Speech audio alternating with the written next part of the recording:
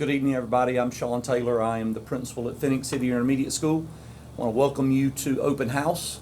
We're excited about this school year. We have things to celebrate from the past school year, but also looking forward to pursuing excellence again this year. I want to make sure I cover some things. I'm going to try to go fairly quickly because I know the teachers have information to share with you, but I need to cover some things that are important. And so I'm going to try to do this as expeditiously as I can. So again, thank you for coming out tonight, and look forward to this school year and having your students on our campus. Just real quick, I won't go through all of these, but there are some celebrations that we'd like to mention. We were the highest report card growth in the entire school district last year. That's a testament to the teachers and the hard work that they put in on a daily basis. We're continuing to do some really good things here at PCIS, and I want to make sure that we point those things out. I've always mentioned that this is the hardest working staff in the school district, and this is just the evidence of that being true. Notice the projects that we've completed, the gate around the entire campus, the front office entrance, the door management system, just things that we're doing to ensure that your child comes to a safe environment so that we can focus on learning and instruction. So just wanted to point those things out to you. Again, parent-student compacts, we ask you guys to sign those. It's a three-party agreement between you, the parent, your child as the student, and us as the institution, the academic institution. We ask that those are signed and returned. And that's just all of us saying, hey, we're partnering together to make the time at PCIS for your student a success. So that's important to us. We send out newsletters every Friday at 4 p.m. Be on the lookout for that. Make sure that we have accurate contact information. That's important so that, number one, we can reach you when we need to, and number two, you do receive this information, because this is all about what's going on at PCIS on a weekly basis. So that's really important. Please make sure that we have accurate contact information. Want to make sure that parents understand that we ask that you have your child picked up by 3:30. We do understand that there's some times when that just isn't possible, and we get that, but we just don't want that to be the norm. Our staff wants to get home to their families as well, and so if you could help us out with that, that'd be fantastic. The main purpose of all of this, with respect to a sign-in sheet that you'll be signing a little bit later in the classroom first period, is we are a Title I school, and the Sean Taylor version of that is we receive funding by the state to supplement programs, and that is for academic resources, potentially could be for personnel. So things like that we need to make everything that we do all about academic excellence and helping your child be successful. So if you'll make sure that at least one parent signs the Title I sign-in sheet, we would greatly appreciate that. Attendance is extremely important. This might be the most important thing I say all night, because we know that if kids are not here on a regular basis, it limits their opportunities to be successful in all aspects, academically, socially, athletically, with the extracurriculars that we offer. So attendance is extremely important. It is the law. It is required that students under the age of 17 are at school on a regular basis. One thing I want to make sure I point out that's also really important is tardies to school. When you are late, we have not done a very good job of this in the past, but we're going to do a better job this year. You'll notice some signs that we're going to have posted when you pull onto the campus, and basically those signs say that Phoenix City Schools requires parents to come inside and check in your student when you are past 7:45 a.m. That is a requirement. It is in the board policy, so I want to make sure that everyone understands that if you are bringing your kid after 7:45, you are required to physically bring them into the front office. And then there are some consequences if that doesn't happen. And so we don't want to We don't want to see that, but it is something that we're focusing on this year. And so make sure that if you are dropping your kid off after 7:45, that you physically bring them into the front office. There's a new cell phone law in the state of Alabama called the Focus Act. Governor Kay Ivey signed that a few months ago. So now it's not just a school policy with respect to no cell phones on a individual, on their person, in their back pocket, in their hoodie pocket. It is a law that says they cannot have them on or on their body between the school academic hours, 7:45 to 2:50. There is a initiative by the district, and I'll speak more about that when we get closer to it, because the district is considering offering yonder pouches, and they are magnetic pouches that lock. We aren't sure when those are going to be here, but that apparently is coming. So if you allow your kid to bring a cell phone to school, when we receive those, they will be required to put that phone in that pouch. It is locked and sealed, and we are the only ones that can unlock that.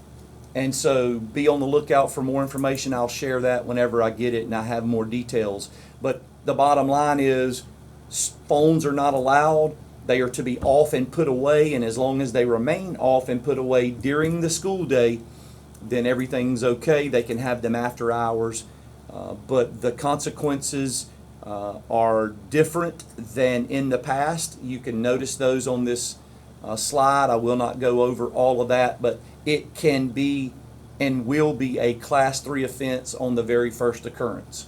So I want to make sure that that is highlighted and you guys understand the importance of that. There's also a new procedure as it relates to personal water bottles. That's what the plan was all along, but that has kind of gotten off track for the past couple years. So there's a drinkware procedure or rule here at PCIS. They can only be clear plastic cups or bottles.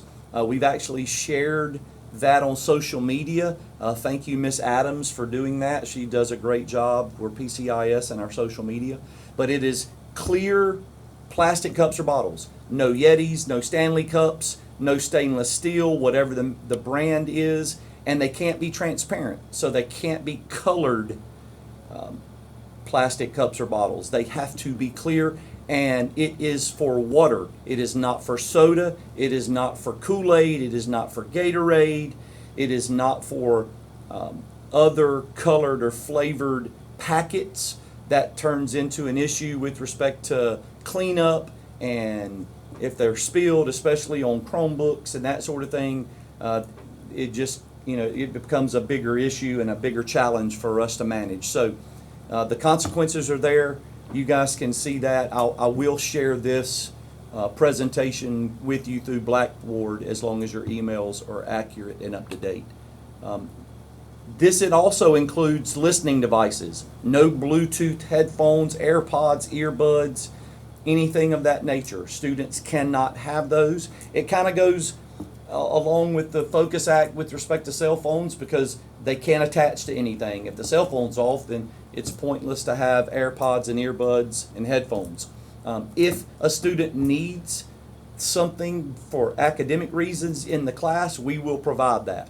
So parents, make sure that you help us out with that. Again, that when we talk about that three-party agreement, parents, students, and us, this is all what we're referring to. And so we need your help, and we want to make sure that we have a smooth and successful year this year, and helping us with these types of things would be great. Dress code. The dress code really hasn't changed. Make sure that you pay attention to what you can and cannot wear in these slides. I won't get into all the details, but it is important. We don't want bullying to occur. We don't want a distraction for students. We want to be able to focus on the main thing, and that is academic success and social success and athletic success across the board for our students. And we're going to do everything we can to make that happen. This is just another dress code slide. You guys can read that at your convenience, but I want to touch on some of those things. This year we were moving to in-class sets of Chromebooks. That means parents, there shouldn't be a reason that a kid has a Chromebook at home. If so, you should have already been aware. There's a process where those can be checked out, and there'll be instances where that may need to take place. But we're going to be really diligent this year at PCIS with respect to not offering or not having a lot of homework. If a kid has homework, it is because they did not complete their work in class. We're going to give them ample time to do that. So I just want to make sure that you understand that they will not be bringing Chromebooks home unless it's a unique situation. And then there will be consequences for those that have checked those out and then did not return them in a timely fashion. So make sure you read over this and understand that Chromebooks will be basically held in the classrooms. And I think that's going to be a big success this year. Damage, inappropriate use, all of those things we kind of get into with sending Chromebooks home. So we're going to try something different here this year. And I think it's going to be a big success for us and for the students. This is always a question as it relates to dismissal and how that works. First, let me say this. Traffic the first couple of weeks is always challenging. If you aren't aware, there's also road construction taking place on South Railroad Street that's going to make this even more challenging. Have some patience. It is out of our control. The road construction is not anything that we can manage. It is a Phoenix City issue. They are working with us and they are working diligently to try to get that completed as soon as possible. I do not believe it'll be completed by the first day of school, so make arrangements. Make arrangements that it's going to probably, kids are going to be late, and we understand that, and we're going to, for the first few weeks, we're going to help you with tardies and that sort of thing. But just be mindful of that. Car riders, every car rider drops off in the mornings behind the gym. Bus riders the buses will drop in the front of the school. Sixth grade car riders are picked up on the Stadium Drive side of the campus where there's a green awning. And seventh grade car riders pick up behind the gym. I won't go into all those details. We've laid it out for you in this slide, and you can review that, and we'll do everything. We'll have plenty of people out there helping you and directing traffic and that sort of thing. But it is important that you are aware of the construction that's taking place on South Railroad Street, and there will be major delays, especially the first week of school until that construction is done. Before I end the presentation, I just want to hit on something that we've already sent out. You guys received communication, and just wanted to, make a comment as it relates to the Accelerated Academy. If you were involved in the Accelerated Academy, we do not have that this year. We are, as a district, making plans to hopefully try to bring that back for the 26-27 school year. But everything's pretty much going to remain the same. The rigor in the classroom will be high. We just want to accelerate the pace. And so I just wanted to mention that. I personally, not just because I'm the principal of the school, I think this could turn into a good thing. It'll give us an opportunity to dig a little bit deeper into the content and help kids understand that it's not just memorization. It is thinking outside the box and learning how to think to solve problems and solutions, come up with solutions, instead of just memorizing an algorithm or memorizing,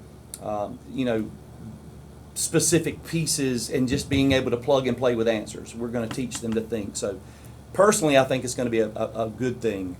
Just wanted to touch on that before I ended the presentation. Thank you so much again for coming out tonight.